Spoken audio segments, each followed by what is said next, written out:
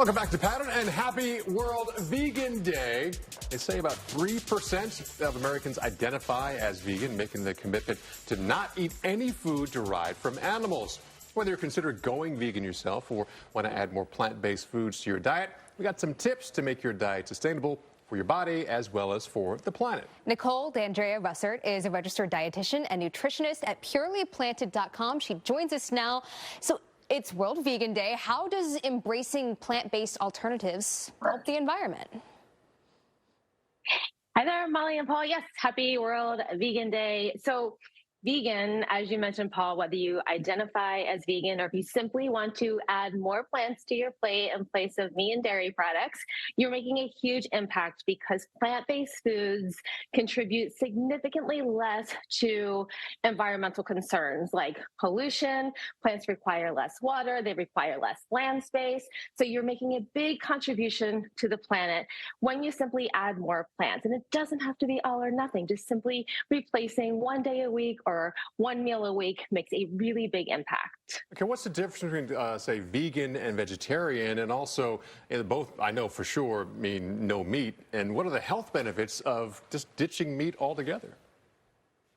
Yeah, I mean, that's a great question because they interlap a lot, and it also gets very confusing. So plant-based, vegan, vegetarian, all these terms. So putting labels aside, I'll explain the difference real quick first. Vegan is no animal products at all. So vegan, you have no milk, no dairy, no eggs, no meat, as you mentioned, Paul. So zero animal products. Vegetarian, you may include some dairy products. And then there's flexitarian, where maybe folks choose to consume mostly plant-based foods, but add a little bit of meat and dairy on occasion. So it's a more flexible approach.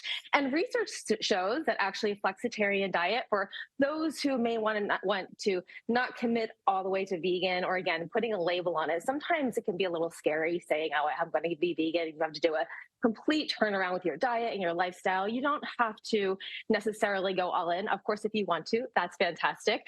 But just small micro changes make a big difference. So opting for something like flexitarian, so maybe one day a week you opt for plant-based foods and you swap out the meat with a bean burger or some of the wonderful products that are on the market today, you can make a big contribution to both the planet and your health, and some of the benefits that you may see with your health. Some of the lifestyle diseases such as cardiac disease, diabetes, certain types of cancer, there's really solid research showing that plant-based eating, simply adding more plant-based foods to your plate, can reduce your risk of a lot of these lifestyle diseases. Cognition, so Alzheimer's disease, is a big concern as it's rising in this country.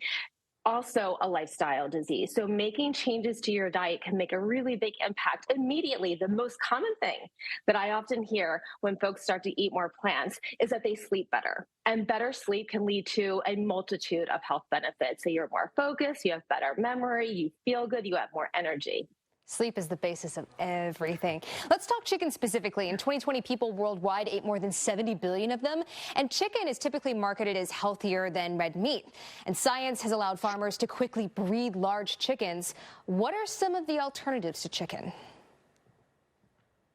Yes, Molly. So I know, and it is, I think, positioned as a healthier meat, but it's really about adding more plant-based foods to your plate. So when you add alternatives to chicken, so examples, mushrooms give a nice umami, meaty flavor. They can be grilled, they can be added to stir fries. There's actually mushroom chicken that has lots of protein in it. So these things are available on the market. There are products made with pea protein and soy protein.